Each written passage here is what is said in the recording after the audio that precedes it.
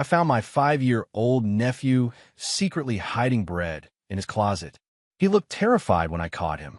Then he whispered, "Please don't tell Mom." But before I begin, I want to make an important announcement about our channel. For the past 5 months, our channel has not been monetized, which means I'm not earning any money from YouTube ads. There are currently no ads running on our videos. Because of this, I also have to work another job, which makes it difficult for me to upload videos daily. If you enjoy our content and want to support the channel, please consider donating just $1. $1 may seem small, but if everyone supports together, it can make a huge difference and help keep this channel active. Your support will help me spend more time creating stories and uploading videos consistently instead of working another job. Of course, you can donate any amount you would like, and every donation truly helps and means a lot to me. To support the channel, please click the donation link in the video description or pinned comment. You can also scan the QR code shown on the screen to donate quickly and easily. Thank you so much for supporting. Now, let's dive into today's story. Mercer Falls, Oregon, was the kind of town that looked beautiful from a distance and felt wrong up close. Pine trees covered every hillside. Fishing boats drifted across the gray river each morning. Neighbors waved at grocery stores and smiled at strangers passing on foot. The streets were clean. The storefronts were painted. On the surface, the town had the careful, pleasant quality of a place where nothing terrible could take root. But Darien Vale had grown up close enough to small towns to understand something most visitors never figured out. Ugly things survived perfectly well in places where everyone tried too hard to look normal. The politeness itself was often a kind of agreement, a shared decision to keep looking at the surface and never ask about what was underneath.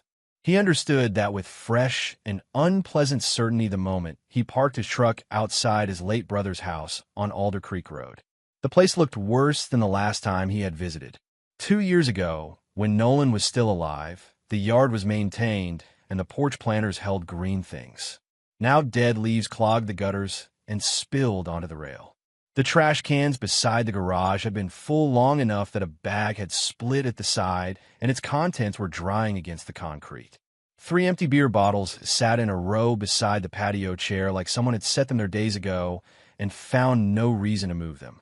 Darien sat in the truck and studied the house for a moment. He noticed the warped siding below the front window. He noticed the porch light missing its fixture. He noticed the curtains inside drawn shut despite the flat afternoon light that usually made people want to let something in. He had driven 4 hours from Portland the night before, after receiving a phone call from a woman named Dolores Fitch, his late brother's neighbor. She was in her late 60s, quiet and precise, and she did not call people with things she was not sure of.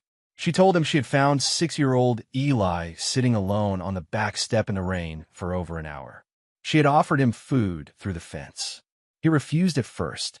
Then he ate quickly, and when he thought she wasn't watching, he tucked the empty wrapper under the deck boards. He had not been back to Mercer Falls in 14 months. Not since the 6-month anniversary of Nolan's death, when he drove down and stood in the empty house for an hour, and then drove back without staying the night, because staying felt like agreeing that the house was normal and the situation was finished. It was not finished. He had simply not known where to start. Now he did. He had not been back to Mercer Falls in 14 months.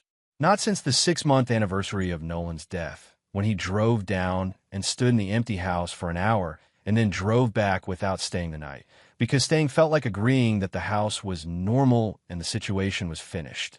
It was not finished. He had simply not known where to start. Now he did. That detail alone had Darien on the highway before she finished the call. He climbed out of the truck and walked toward the porch. A thin smell reached him through the cracked front window. Cigarette smoke layered under something sweet and chemical, the kind of heavy perfume used to cover other smells in a room. Somewhere underneath, that was the musty, closed-in scent of a house not getting enough air. Then he heard the shouting.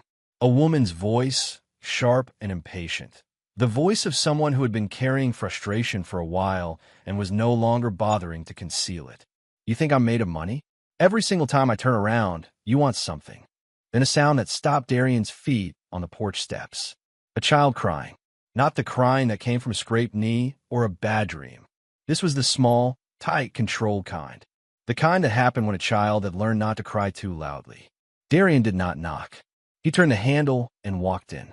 The living room was dim and cluttered. Shopping bags covered one end of the couch. A stack of magazines fanned across the coffee table. The television played something with a studio audience at low volume. The carpet near the front door was stained dark in a patch near the baseboard.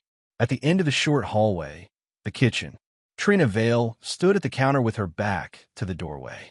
She wore expensive workout clothes, a mint green matching set that looked brand new, and her hair was freshly blown out, smooth and deliberate, despite the house looking like it had not seen a cleaning in 2 weeks. When she turned and found Darian in the hallway, her face moved through a complete change in about half a second. The sharp expression dropped. The pleasant one arrived. Too fast. Always too fast. "Oh," she said, pressing a hand lightly to her chest. "Darian, I didn't know you were coming." "I can see that," he said. She smiled anyway, warm and practiced, the smile of someone who had gotten a lot of mileage out of it. At the kitchen table sat 6-year-old Eli. The boy was small, too small for 6, by the look of him. His face had the pale, careful quality of someone who had learned to take up as little space as possible, to move through rooms without drawing attention. His hands rested flat in his lap. His eyes were fixed on the surface of the table in front of him, and he did not look up when Darian entered the room. Darian noticed the bruising near the boy's left wrist before anything else. The discoloration was yellowish at the edges and deeper toward the center, old enough to be fading, but not old enough to be gone. At least several days. Then he noticed the refrigerator standing open behind Trina, nearly empty. A condiment bottle on the door. A juice carton on its side, expired. Something in a plastic bag on the lower shelf that he could not identify from across the room. Then he noticed the shopping bags near the back door. Designer labels on the tissue paper inside. Multiple boxes. The kind of spinning that meant someone felt comfortable. He looked back at Eli. The boy had not moved. "You feeding him?" Darian asked. He kept his voice flat and quiet. He had learned that the quieter he stayed in a room, the more clearly other people heard him. It had a different weight than volume. Trina crossed her arms and shifted her weight back slightly. Darian had watched Nolan's son grow up in photographs and the occasional holiday visit. At 3 years old, Eli had been curious and loud, the kind of small child who climbed furniture and asked questions before finishing the previous question. There had been a birthday video Nolan sent around, Eli at 4 candles in a room full of noise, and the boy in it was entirely recognizable as a child who believed the world was built for him. That version of Eli had taken something close to 2 years to erode. That was the detail that organized everything else. Not the bruising, not the empty refrigerator, but the specific distance between the child Eli had been and the child he was now. Darian had watched Nolan's son grow up in photographs and the occasional holiday visit. At 3 years old, Eli had been curious and loud, the kind of small child who climbed furniture and asked questions before finishing the previous question. There had been a birthday video Nolan sent around, Eli at 4 candles in a room full of noise, and the boy in it was entirely recognizable as a child who believed the world was built for him. That version of Eli had taken something close to 2 years to erode. That was the detail that organized everything else. Not the bruising, not the empty refrigerator, but the specific distance between the child Eli had been and the child he was now. This boy was doing the opposite. "I'm taking Eli out for dinner," Darian said. Not a question. Trina stiffened. He already ate. What did he eat? A pause that lasted just long enough to mean something. "Snacks," she said. "What kind?" Her jaw tightened. She held his gaze, and he held it back, and neither of them moved. At the table, Eli finally looked up. Just once, just briefly, a glance that found Darian's face and stayed there for a moment with the careful attention of someone checking whether a situation was safe. Then he looked back at the table. "I'll have him back by 8, Darian said. He was already moving toward the table. Trina did not stop him. Darian took Eli to a diner 3 miles from the house, a place called Moro's with a bell above the door and vinyl booths and a laminated menu that hadn't changed in years. Eli ordered a grilled cheese sandwich and ate it slowly at first, watching Darian from across the table the way a small animal watched an unfamiliar presence near its food, not frightened, exactly, but calculating, waiting to understand the terms. Then he relaxed slightly and ate faster.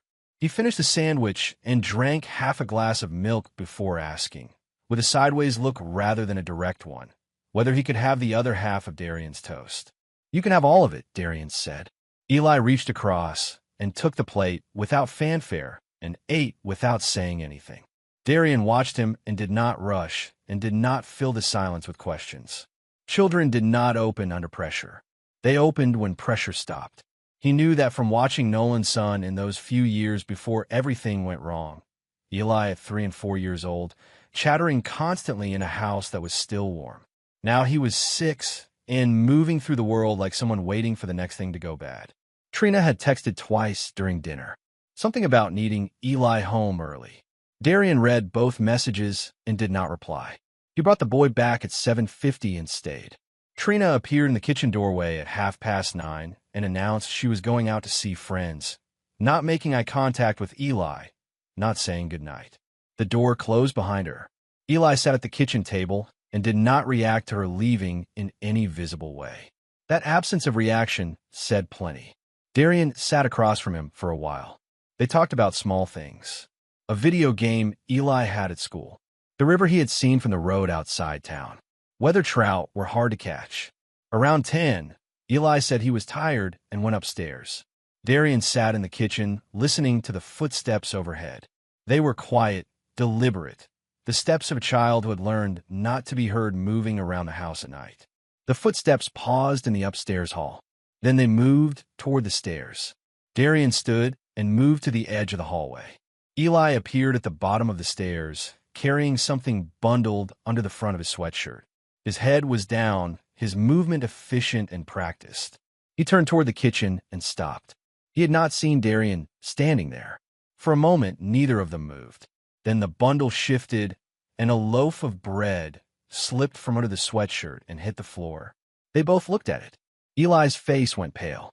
Not the pale of embarrassment, the pale of fear. "Please don't tell Mom," he said. 3 words. Immediate. The first thing his mind produced. "No, I'm sorry." Not an explanation. Just a direct request for protection from the one person who should have been protecting him already. Darian picked up the bread and held it without saying anything yet. He moved past Eli toward the stairs, and after a moment the boy followed. He walked to the bedroom at the end of the hall and pushed the door open slowly. The room was tidy in the particular way children's rooms became tidy when the children did the cleaning themselves. Surfaces cleared, floors swept, bed made with corners pulled tight. There were no toys left out. Everything had a place. It was the neatness of a child managing his own environment because no one else was doing it. Darian moved to the closet. He opened it.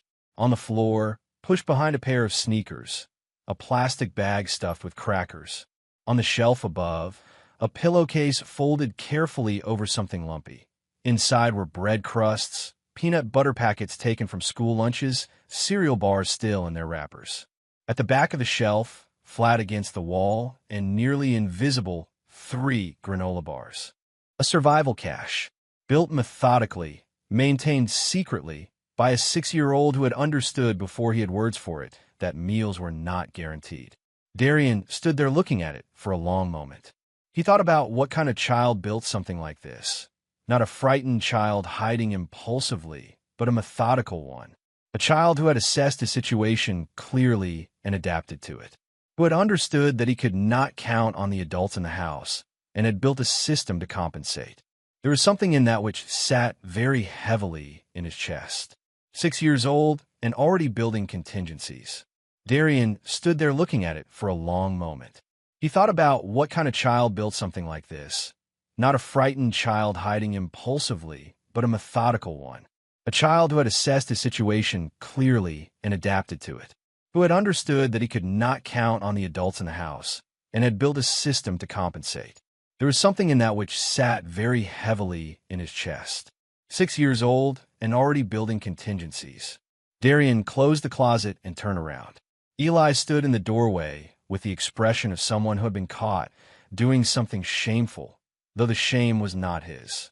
It had been placed on him by someone who should have known better and did not care. Darian crouched down so that his eyes were level with the boy's. He had not done a lot with children in his adult life. He was not a man given to easy warmth with people he did not know well. But he understood what this moment required, which was not warmth exactly. It required steadiness. It required a quality of attention that communicated, "I am not going anywhere, and I am not going to react the way you expect." He had not done a lot with children in his adult life. He was not a man given to easy warmth with people he did not know well. But he understood what this moment required, which was not warmth exactly. It required steadiness. It required a quality of attention that communicated, "I am not going anywhere, and I am not going to react the way you expect." "How long have you been hiding food?" he asked. Quiet. No anger in his voice. Eli looked at the floor. "Since Dad died," he said. The words came out simply and steadily, the way a child stated facts that had become ordinary through repetition. Not a dramatic admission, just the truth as he understood it. Darian let the sentence settle without reacting. The rage building in his chest was clean and cold and organized. Not the kind that burst outward and frightened people, but the kind that arranged itself into purpose and waited. "Why?" he asked. "Mom gets mad when I eat too much." "What does she do?" Eli's eyes moved, without him seeming to notice, to his own left wrist. Darian kept his voice even. "Does she hurt you?" A pause. Then Eli nodded. One small fast. Automatic. The way you confirmed something you had already told yourself many times. Not sometimes. Not kind of. Just a nod. Ordinary, incomplete. Darian stood back up. He felt the cold arrive fully in his chest. That particular, empty cold that came when anger passed through a certain threshold and became something quieter and more dangerous than heat. He walked to the kitchen, made Eli a cup of warm cocoa and a plate of crackers with peanut butter, and sat with him while he ate. He did not ask any more questions that night. He had what he needed. The next morning, Darian drove out to Mercer Falls Cemetery alone. It sat at the edge of town where the tree line pushed in close on the north and west sides, and the light came in thin and flat most mornings. He had been here once before, standing in a dark suit in the rain while a pastor said words over a polished box, and he had not come back since. Nolan's grave was in the second row from the outer path. Simple headstone, clean stone, no moss yet. Someone had left dried flowers recently. Dolores, most likely. That small detail sat quietly in his chest. He stood there without speaking for a while. He had known, in some partial and unexamined way, that Nolan's death was not entirely right. He had known it from the timing, from the fact that 2 weeks before the sudden decline, Nolan had been walking better and eating on his own and making plans to come visit Portland in the fall. Then nothing. Then a phone call at 6 in the morning from a hospital he had not heard of 40 minutes outside Mercer Falls. He had accepted the official explanation because grief made people tired, and the alternative, examining it closely, pushing on it, sitting with what the questions might uncover, required a kind of energy that the first weeks of loss did not leave room for. He was no longer tired. He thought about Nolan as a teenager, the two of them fishing in summer on this same river county, their father asleep in a lawn chair 20 feet behind them while they argued about the right depth for the line. Nolan had always been the more trusting of the two, quicker to assume good faith, slower to read the room when the room was not what it appeared to be. It was not a flaw exactly. It was a quality that made him good at other things, but it had left him exposed to someone who knew how to exploit it. He thought about Nolan as a teenager, the two of them fishing in summer on this same river county, their father asleep in a lawn chair 20 feet behind them while they argued about the right depth for the line. Nolan had always been the more trusting of the two, quicker to assume good faith, slower to read the room when the room was not what it appeared to be. It was not a flaw exactly. It was a quality that made him good at other things, but it had left him exposed to someone who knew how to exploit it. He stood at the grave and let himself think clearly. He remembered the last real conversation. Nolan in a hospital bed, voice reduced to something just above a whisper, hand cold when Darian held it. The room had smelled like antiseptic, and the ventilation system made a low constant hum. "If something happens to me," Nolan said, watch Eli. Darian had understood that as a father's fear. A sick man asking his brother to be present if the worst happened. He had not thought about it differently until now. If something happens to me, not when I die, not if the illness wins. If something happens to me, Nolan had been afraid of something specific, something that had a source. Darian turned that over. He thought about what Dolores had told him casually 2 months after the funeral, a piece of information she had shared the way people shared things they did not know were significant. Trina had started spending freely about 3 months before Nolan's death. New clothes, spa visits in a town an hour north, a car traded in for a newer model, which she said came from a small inheritance. Nobody questioned it because it was not their business, and the man who might have explained it was dead. Darian thought about the phone calls in the last year of Nolan's life. The conversations that went short suddenly. The pauses with background noise. The way Nolan would sometimes drop his voice and then say he had to go. Then Darian remembered something he had nearly lost in the accumulation of grief and time. 3 weeks before Nolan died, the phone rang past midnight. Darian was half asleep and answered without looking at the screen. Nolan's voice came through, low and pressed tight, the way a man spoke in a small space with the door closed and someone in the house who did not want to hear him. "She's lying to me," Nolan said. "About everything." Darian asked what he meant. A silence. Then, "I can't talk right now. I'll call you in the morning." He never called. And Darian, absorbing everything else those weeks demanded, work, distance, his own assumption that his brother was becoming fearful and paranoid from illness, had eventually let the question settle and go quiet. He stood at the grave now and felt the weight of that decision fully. He did not collapse under it. He did not go soft or sink into self-punishment.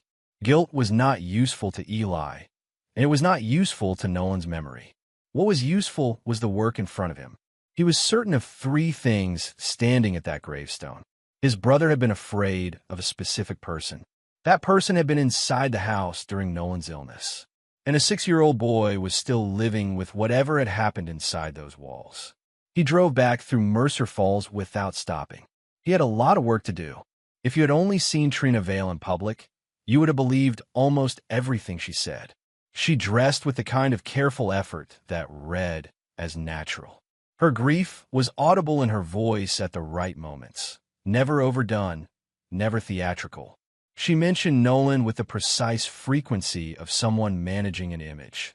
Often enough to confirm the loss, rarely enough to seem obsessive.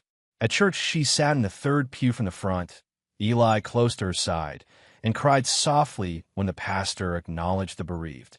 People touched her shoulder on the way out. She accepted it with quiet gratitude, inclining her head slightly. At school events, she was attentive and patient, listening to teachers with tilted head concern, asking questions about Eli's reading level and his friends. Teachers who did not see the lunch records found her impressive. Online, she posted old photographs of Nolan with captions about eternal love and the difficulty of going on. The comment section beneath each post filled with kindness from people who had never been inside her kitchen. She was very good. Darian had been in Mercer Falls for 5 days, staying at a motel on the highway, eating breakfast at Morrow's every morning, running the county road at 6 a.m. He kept his presence quiet and unremarkable. He did not tell anyone why he was staying. He did not give Trina the sense that she was being watched. And every night between 8 and 10 he watched. He had noticed quickly that on nights she claimed to be out with friends, she always drove the same route. South on the main road, right at the old fuel depot, south again past the mill. He timed it twice from different positions on the road, where he could observe without being visible. 32 minutes consistent. On the 4th night, he followed at a distance. She turned into the lot of a place called Blue Pines Lodge, a motel set back from the road beside the lake, the kind of establishment that was just respectable enough to charge decent rates, and just secluded enough that people went there when they did not want to be recognized. She parked in the back row and walked straight to room 9. She did not look around the lot. She did not check the road. She had done this so many times that the caution had worn away completely. The door opened before she knocked. Darian was parked across the lot behind a delivery van. He cut his engine and positioned himself to see through the gap where the curtain did not fully meet the window frame. The man who opened the door was Wyatt Granger. It took Darian a moment to place him. Then it landed. He had met Wyatt exactly once, a 4th of July cookout at Nolan's house several years back. Tall, heavy through the shoulders, a face that sat in a permanent low-grade scowl. He was the kind of man whose energy arrived before he did. Loud when he was comfortable, watchful when he was not, always knowing where the room's exits were. Darian had disliked him immediately, not for any specific reason, but for the overall quality of him. The way he laughed at the wrong moments, stood too close, observed things he was not supposed to be observing. He had worked briefly at a mechanical yard where Nolan sometimes picked up side contracts. That was the connection, as far as Darian had understood it. Now Wyatt pulled Trina inside before the door had fully swung open. Darian moved quietly across the parking lot. Through the gap in the curtain, he could see the room, the two of them moving around each other with complete ease. Drinks already on the table. Trina's coat, draped over the same chair it probably always went on. The kind of comfortable, coordinated movement that belonged to people who had been meeting in the same place for a long time. Not nervous, not guilty, settled. He photographed everything he could capture through the gap. Their faces, the room's details, the drinks, and the positioning and the ease of it. He worked quietly and methodically and without hurrying. We had what he needed. He walked back to his truck. He drove to the motel on the highway and sat at the small desk and went through the photographs. This affair had been running long before Nolan died. Long enough that they had stopped bothering with the small concealments that new affairs required. They moved like people at home. While Nolan was sick, Darian opened a new note and recorded the time, date, location, and everything he had observed. Then he stared at the ceiling for a while. He was not surprised. The picture had been forming in pieces for days. He was simply watching the last elements settle into place. He started a list of what he still needed. A week passed. Darian spent time with Eli without pressure and without agenda. He took him to the diner 3 times. They played catch in the small park 2 blocks from the house. On Saturday morning, he drove them out to Blackwater River, where Nolan used to fish when he was young. Darian had fished it himself at 10 years old, standing in the cold shallows with a rod that was too long for him. Eli was quiet through most of it, not the shut-down silence of the first night, but the slower, careful quiet of a child learning what it felt like to be around someone safe. He asked small questions about fish and water and whether people ate what they caught. He watched Darian's hands on the rod and then tried to copy the motion exactly. An hour in, he asked quietly whether his dad had come to this spot. Many times, Darian said. He loved this stretch of the river. He had a favorite rock he always sat on. That one there. Eli looked at the flat gray rock jutting over the water and did not say anything for a while. The morning moved around them. Cold current over dark stones. Birds in the trees settling after an early wind. The line resting in the river's edge. Then, without any buildup or warning, Eli spoke. Do dads know when moms stop loving them? Darian looked at him carefully. What makes you ask that? The boy played with the slack in the fishing line, looping it around his fingers and releasing it. I heard Dad crying one night. He was in the garage on the phone. I woke up and heard him through the window. Eli paused. He said Mom was cheating. Darian kept his hands still and his voice even. That was a hard thing to hear, he said. Yeah. Eli picked at a loose thread on his jacket cuff. Then Wyatt started coming over when Dad got sick. The names settled in the air between them. What happened when he came over? Darian asked. The first time, Dad didn't know he was coming. Mom said it was about the car. Something wrong with the engine. The boy's jaw tightened slightly. But Dad figured out who he was. I could hear them from upstairs.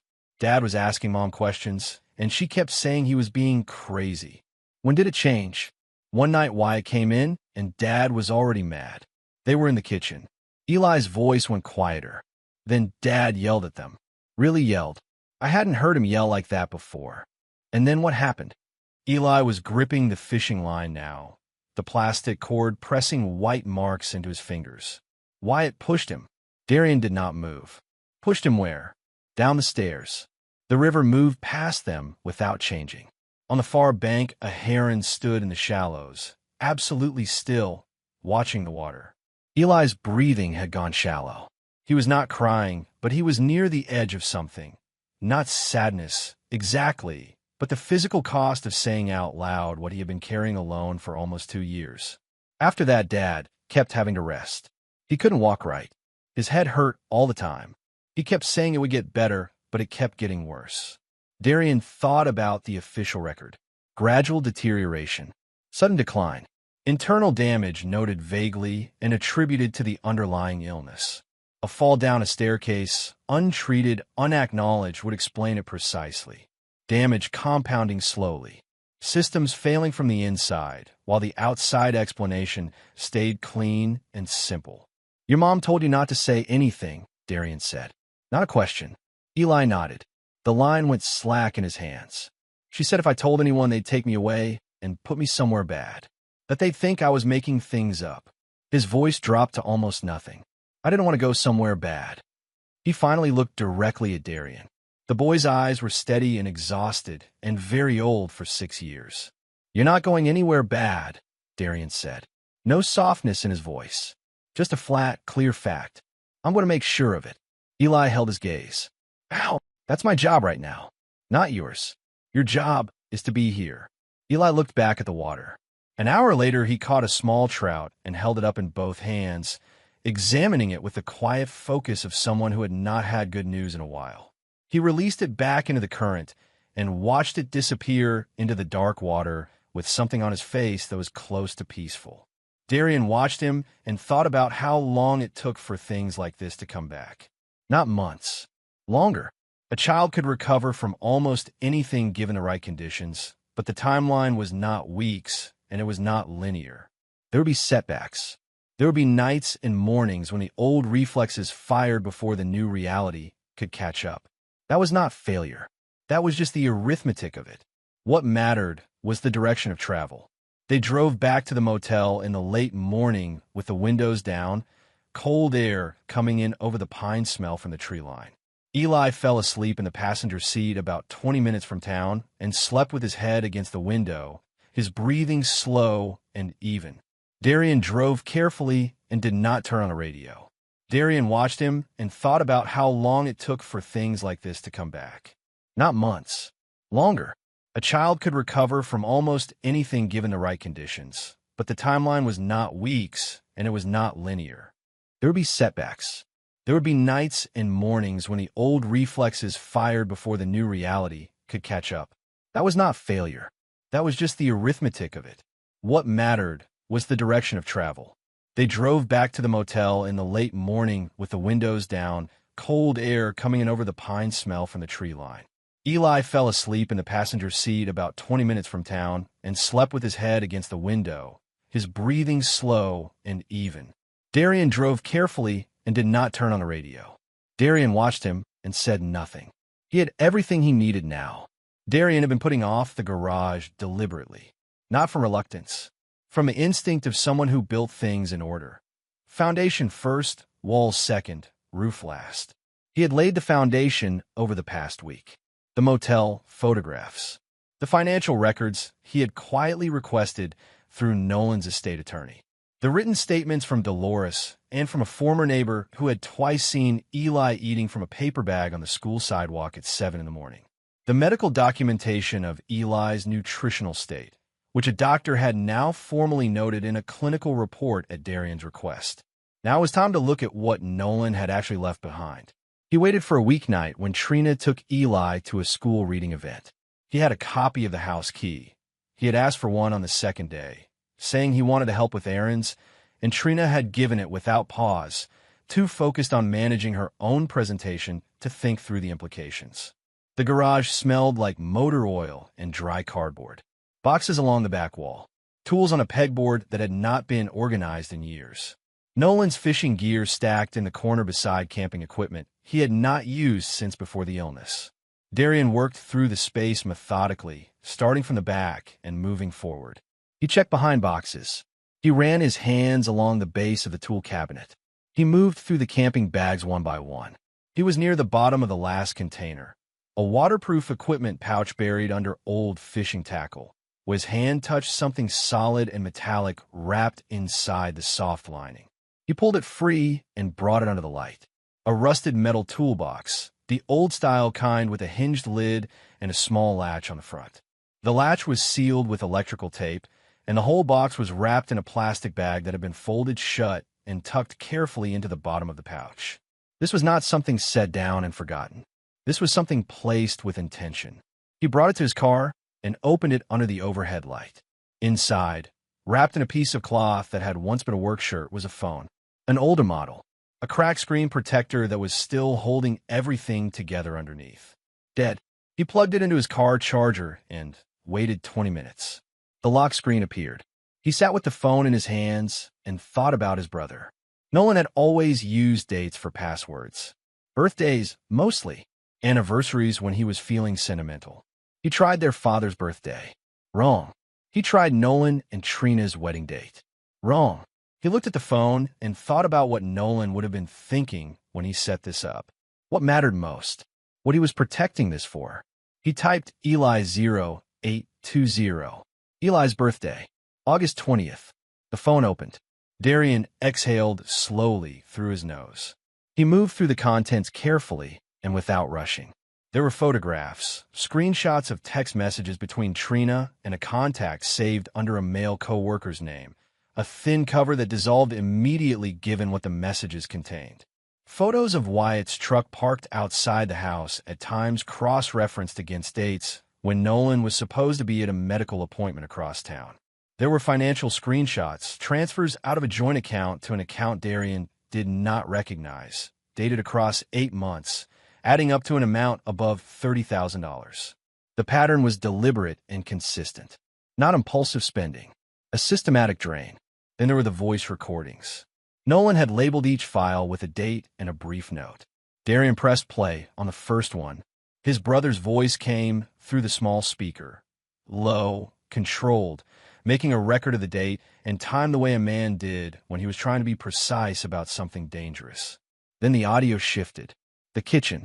Trina's voice, sharp and dismissive. Wyatt's voice, quieter but with an edge under it. The controlled voice of a man keeping a temper on a short leash. The argument built. Then something changed in Wyatt's tone. You should have kept your mouth shut. A crash. Hard. Furniture going over. Then a sharp impact and Nolan gasping. The sound of a man winded from a blow, fighting for air, struggling to get it back. Trina's voice went high and strange. Oh God, you push him too hard, a silence. Only breathing. Then Wyatt, quieter, controlled again. He's fine. Just give him a minute, Wyatt. Look at him. Trina. Stop. Darian listened to the recording 3 times in the car with the engine off. Then he sat still for a while. Outside, the night had come in fully. The light from the garage window made the frost on the windshield glow faint amber. Somewhere down the street a dog barked once and went quiet. He thought about his brother lying at the base of those stairs while 2 people stood over him and calculated what the situation required. He thought about the weeks that followed. Nolan declining quietly, the internal damage worsening with no treatment, the illness absorbing all the explanation. A clean story with nothing underneath that anyone would be compelled to dig into.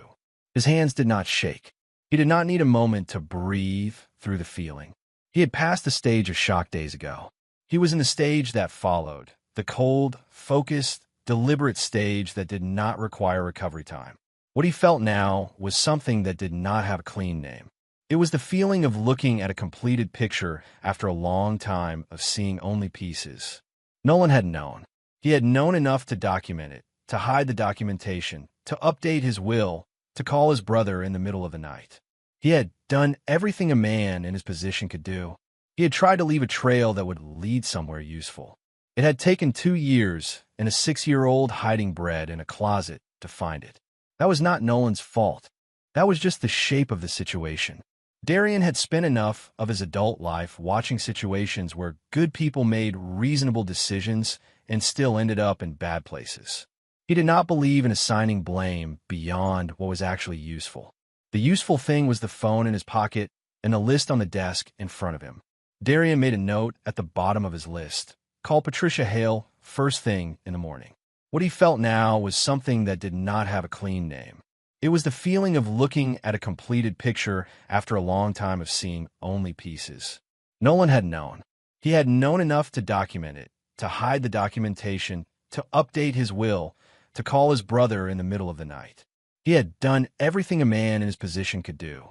He had tried to leave a trail that would lead somewhere useful. It had taken 2 years and a 6-year-old hiding bread in a closet to find it. That was not Nolan's fault.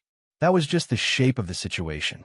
Darian had spent enough of his adult life watching situations where good people made reasonable decisions and still ended up in bad places. He did not believe in assigning blame beyond what was actually useful. The useful thing was the phone in his pocket and the list on the desk in front of him. Darian made a note at the bottom of his list. Call Patricia Hale first thing in the morning. He went back through the phone. At the bottom of the file list was a photograph of a document. A will. The signature date was roughly 1 month before Nolan's death. Darian expanded the image and read every word carefully. Nolan had updated his will.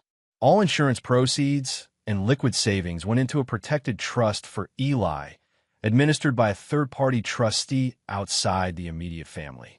Trina received nothing directly from any of it. One additional clause. If Trina lost legal custody of Eli for any reason, her access to any secondary provision in the trust, a modest amount Nolan had left as a gesture of good faith, ended entirely.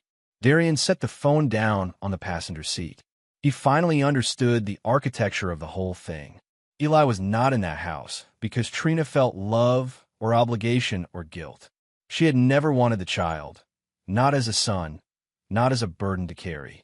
She wanted what keeping him meant, the widowed mother performance it allowed her to run, the community sympathy it generated, and the financial access that came attached to custody. The moment she lost the boy, she lost all of it. Every designer bag, every motel visit, every empty refrigerator, every bruise on a 6-year-old's wrist, all of it in service of keeping one layer of cover intact. Darian put the phone in his jacket pocket, closed the garage carefully, and drove back to the motel on the highway. He sat down at the desk and opened his notebook. Then he started building what came next. Darian moved without haste and without noise. He had learned early in life that the most effective actions arrived quietly and landed before anyone had time to build a defense. People who made threats gave warnings. People who made moves gave results.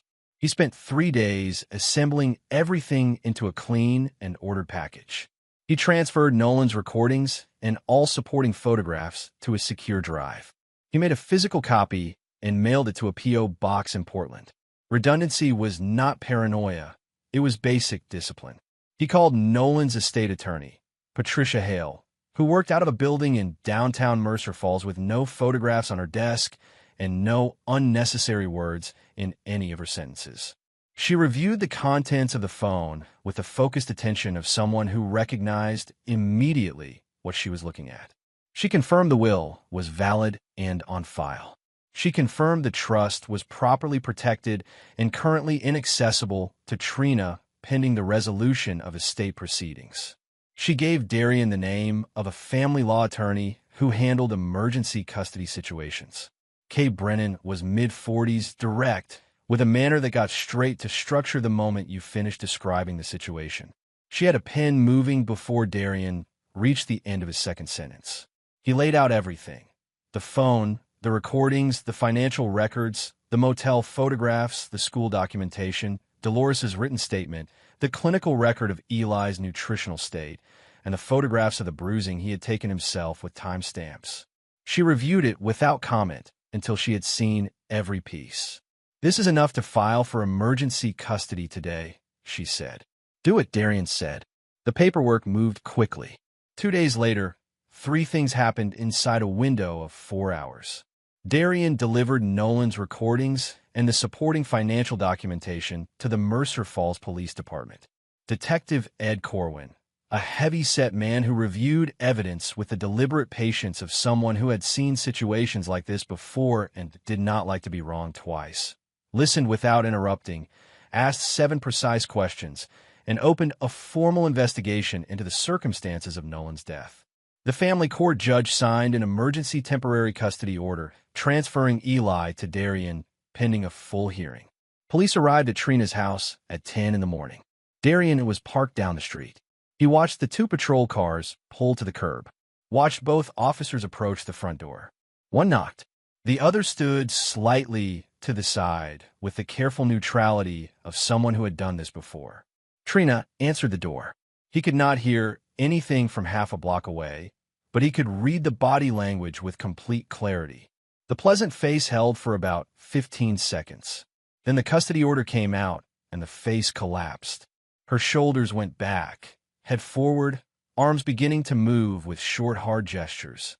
Her posture became the posture of someone who had decided they were the wrong party before the other person finished speaking. By the time the second officer went inside to bring Eli out, she was on the porch, and her voice was carrying down the empty street. "This is harassment. This is completely illegal. Do you understand that?" She pointed at the cars, at the houses across the street, at the world generally.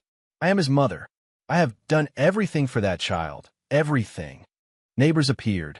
The elderly couple 3 houses down stepped onto their porch. A woman walking a dog stopped at the corner and stood very still. When the officer came out with Eli, Trina grabbed the boy's arm and pulled him against her side with the decisive movement of someone establishing a position. Eli stepped sideways out of her grip. Not dramatically, not with a struggle. He simply moved to the side, out of her hand, and positioned himself near the officer. His chin was down and his hands were in his pockets, and he did not look at his mother. That single, quiet movement destroyed her performance more completely than any courtroom argument could have. A child choosing to step toward a stranger in uniform rather than stay at his own mother's side. The officer walked Eli to the patrol car. At the corner of the street, Eli looked up and found Darian's truck without seeming to search for it. Darian gave him one nod. Eli's shoulders, which had been raised almost to his ears, came down by a fraction. Behind him, Trina was still talking to the street, to the neighbors, to anyone who would listen. Darian pulled away from the curb and drove in the other direction. The motel room he had set up for Eli had a small fridge stocked with juice and fruit and leftover food from the diner. He had picked up a few things from the general store: a puzzle, a small set of colored pencils, a book about rivers and fish that he had found in the children's section almost by accident. Not a lot, not a display, just things for a boy who had not had new things in a while. When Eli came through the door and took in the room, he stopped in the doorway. He looked at the food on the small counter. He looked at the items on the bed. Then he walked in slowly and sat on the edge of the mattress. He looked at his hands for a moment. "Are we leaving Mercer Falls?" he asked. "Not yet," Darian said. "We have something to finish first." "The court thing." "Yes." Eli nodded once, slow and accepting. He picked up the book about rivers and turned it over, reading the back with the careful attention he brought to everything. "Will she be there?" he asked without looking up. "Yes." "Will you be there every day?" "Every day," Darian said. Eli opened the book to the first page. "Okay," he said. The full custody hearing lasted 6 weeks. 6 weeks of early mornings in the courthouse parking lot, of coffee in paper cups from the gas station 2 blocks down the street, of hallway conversations with Kay Brennan before each session about what was coming and what to expect. Trina arrived every single day dressed with careful, exact intention. Neutral colors, conservative cut, hair neat, minimal jewelry. She projected the image she had built over 2 years in that town. The patient, devoted widow making the best of an impossible situation. She was extremely good at it. In the opening sessions, Darian watched people in the gallery watching her. He saw the small, involuntary adjustments of sympathy, softened expressions, the occasional slow nod. She had spent a long time constructing this version of herself in Mercer Falls, and it carried weight. He had no illusions about that, but he also knew what Kay had prepared, and he knew the order in which it was coming. Kay moved methodically through the first week. Financial records, school documentation, the clinical report on Eli's nutritional state, evidence laid with the clean precision of someone building an argument from the ground up rather than from the dramatic middle outward. Witnesses testified. Eli's second-grade teacher, A composed woman named Mrs. Fowler described finding the boy eating old crackers from a paper bag before school. She described asking about his lunch account and being told by Eli, in a voice she characterized as matter-of-fact in a way that was difficult to hear, that sometimes there was no money for it. She described the way he ate, quickly, without looking up, the way children ate when they were not sure the food would last. Dolores testified about the evening in the rain. A neighbor from 2 houses down described a pattern of hearing a child cry on school nights. Not occasional, but consistent enough that she had written the dates down, which she produced from her jacket pocket as a small folded piece of paper. Trina's attorney worked against each witness hard. Credibility, memory, personal motive. He was skilled, and the attacks were not without effect. The judge's face remained entirely unreadable throughout, which was either good or neutral and never obviously bad. Then Kay Brennan stood and announced the audio recordings. She had cleared their admissibility through a preliminary evidence hearing 2 weeks earlier. When she identified what was about to be played, the courtroom shifted. Visitors in the gallery straightened. The ambient restlessness of a public room stilled completely. Nolan's voice came through the speakers first, calm, deliberate, recording a date and time for the record. Then the scene in the kitchen. Trina's voice, sharp and dismissive. Wyatt's voice underneath it, controlled but pressurized. The argument building. The crash. Nolan gasping. Trina's voice going high and fractured. "Oh, God. You pushed him too hard." The room did not move during the playback. No chairs. No coughs. Nothing. After it ended, Kay let the silence sit for a full 5 seconds before moving to her next item. The financial records appeared on the courtroom screen. 12 months of transfers, laid out against the school lunch account history, against the clinical dates of Eli's visits, against Nolan's medical timeline, casino charges, hotel bookings, high-end purchases. $31,000 moved out of a joint account over 8 months. The contrast with Eli's empty lunch account did not need narration. Trina's attorney requested a recess after the financials were presented. The judge granted 20 minutes. In the hallway, Darian stood with Kay by the window at the far end of the corridor. "How was it landing?" he asked. "Well," she said, "don't get comfortable. People like her don't stop until the option is taken from them." She was right. In the final stretch of the hearing, Trina took the stand herself. It was her attorney's calculated move. Put her in front of the judge and let the full performance run at its most polished. She cried at exactly the right moments. She spoke about Nolan with a grief that sounded nearly real. She described the weight of raising a child alone after sudden loss. She called the recordings taken completely out of context and described the fall as a terrible accident that frightened everyone and that no one handled well in the moment. She was compelling. Darian sat in the gallery and watched and let her run, because Eli had already testified.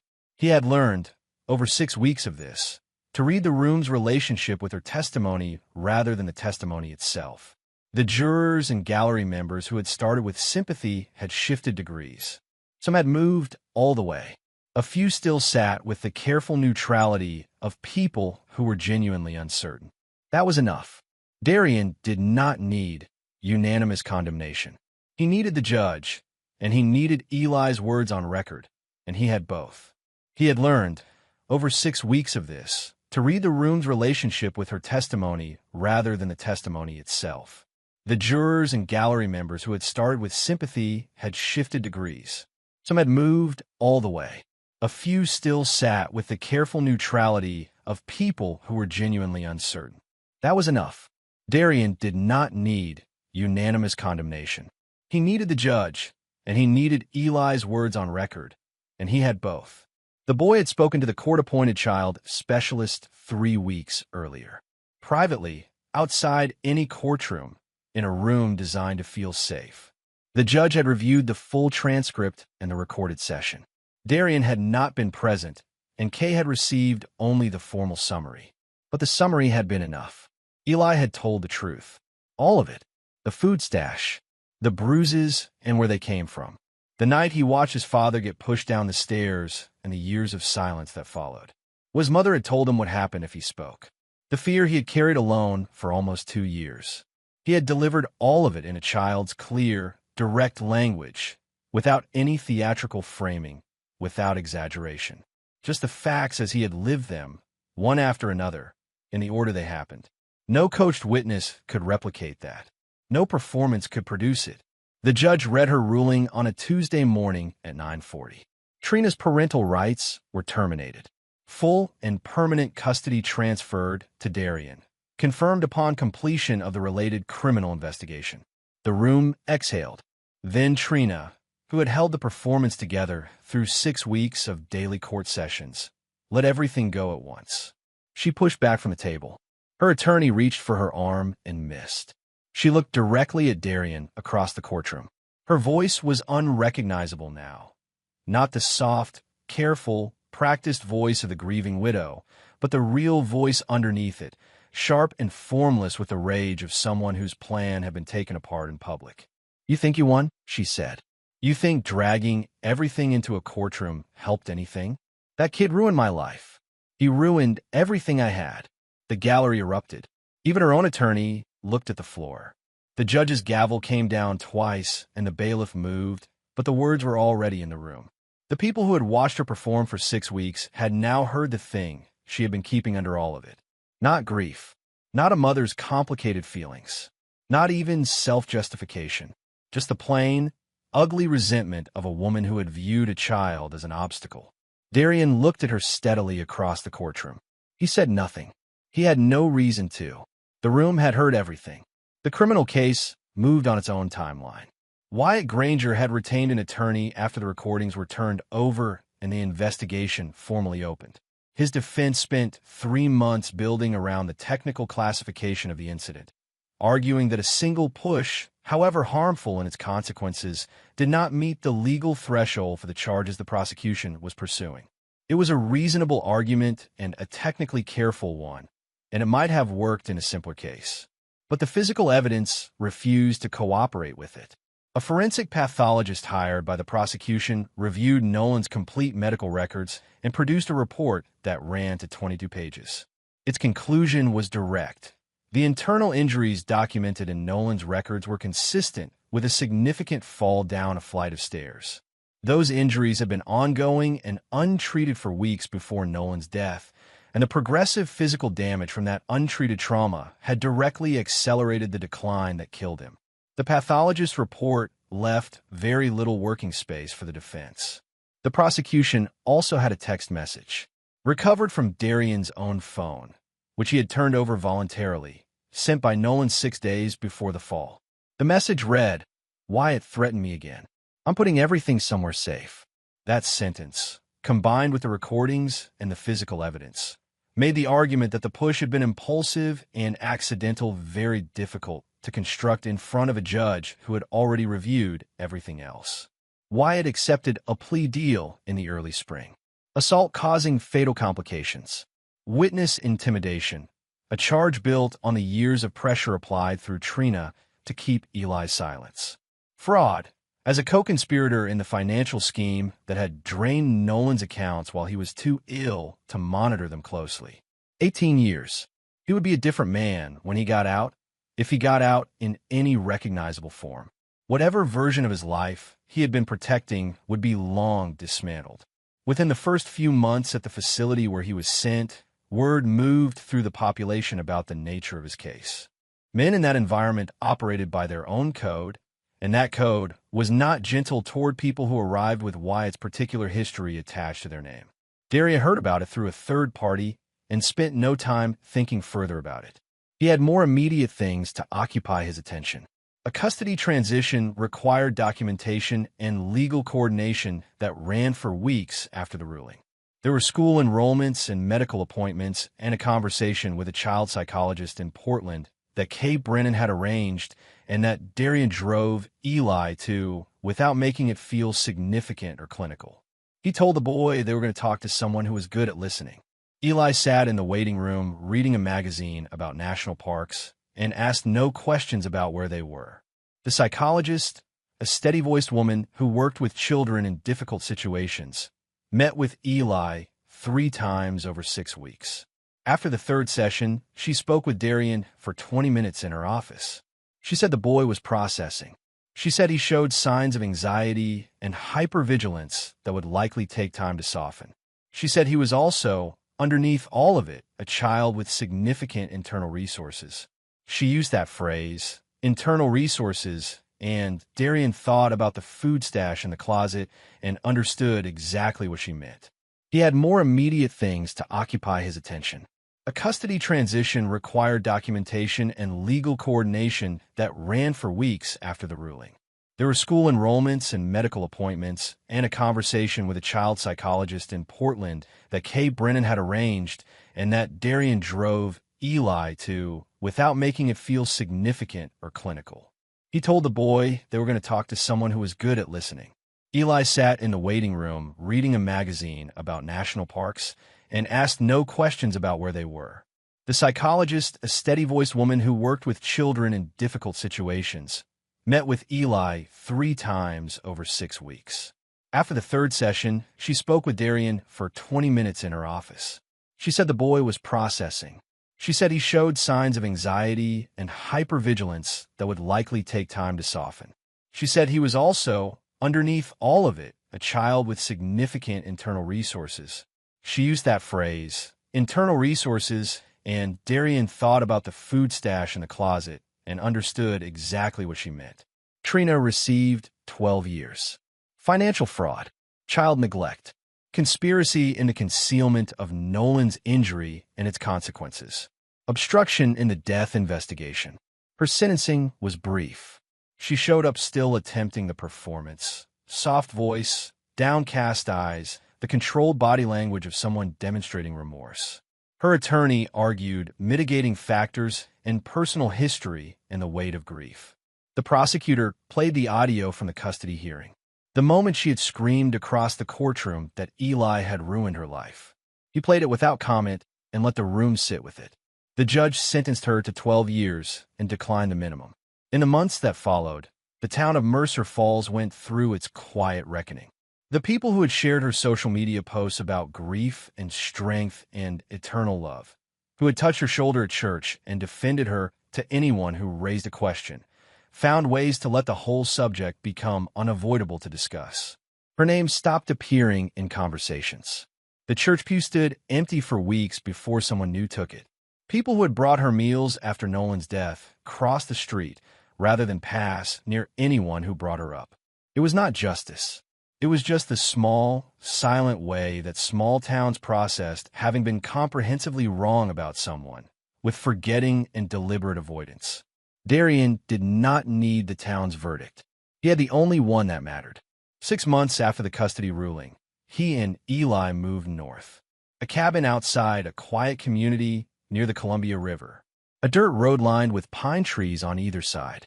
A back deck that looked out over a wide meadow where deer came in the early mornings, dark shapes moving through the frost-white grass before the light fully arrived.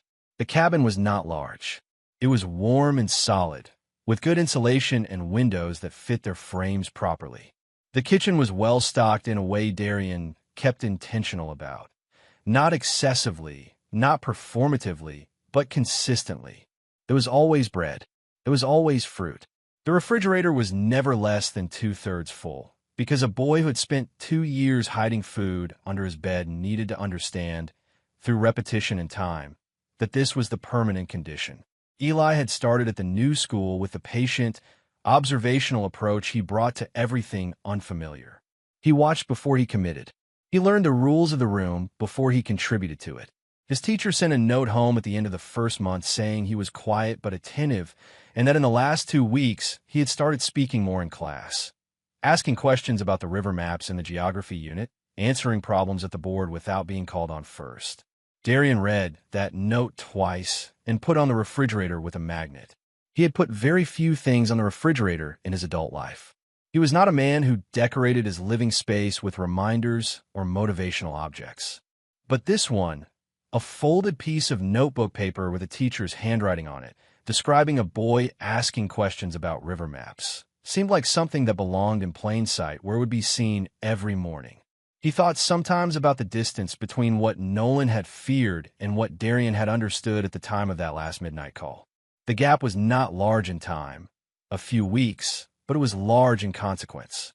He had replayed it enough times to know he was not going to find a version where the outcome looked different. What he could do was everything that came after. He had put very few things on the refrigerator in his adult life. He was not a man who decorated his living space with reminders or motivational objects. But this one, a folded piece of notebook paper with a teacher's handwriting on it, describing a boy asking questions about river maps, seemed like something that belonged in plain sight where it would be seen every morning. He thought sometimes about the distance between what Nolan had feared and what Darian had understood at the time of that last midnight call. The gap was not large in time, a few weeks, but it was large in consequence. He had replayed it enough times to know he was not going to find a version where the outcome looked different. What he could do was everything that came after. The boy had stopped waking in the night. He had stopped flinching at raised voices from the television. He had started, very recently, leaving food on his dinner plate at the end of meals. Not because he was full and not because anything was wrong, but because he was beginning, slowly and imperfectly, to understand that there would be another meal. That the next one was coming. These were small things, barely visible from the outside. Darian noticed every one. One evening in early December, 3 days after heavy snow had covered the meadow and turned the world outside the windows white and still, Darian was cleaning up after dinner. Eli sat at the kitchen table, finishing a drawing, a detailed, careful map of somewhere imaginary, with mountain ranges and a river system and a small labeled town he had been building across 3 separate sessions. Darian turned from the sink and caught something in his peripheral vision. Eli had paused in his drawing. His hands had moved under the table. Darian watched without reacting. Eli glanced toward the doorway, then toward the counter, then down at his own hands. He was folding something into the front pocket of his hoodie, a dinner roll from the bread basket at the center of the table. The movement was practiced and automatic, something the body did before the mind had finished deciding. Old habits, older than the cabin and the new school, built in a house where they had been necessary for survival. Eli looked up. He found Darian watching him. He went very still. The pencil stopped moving.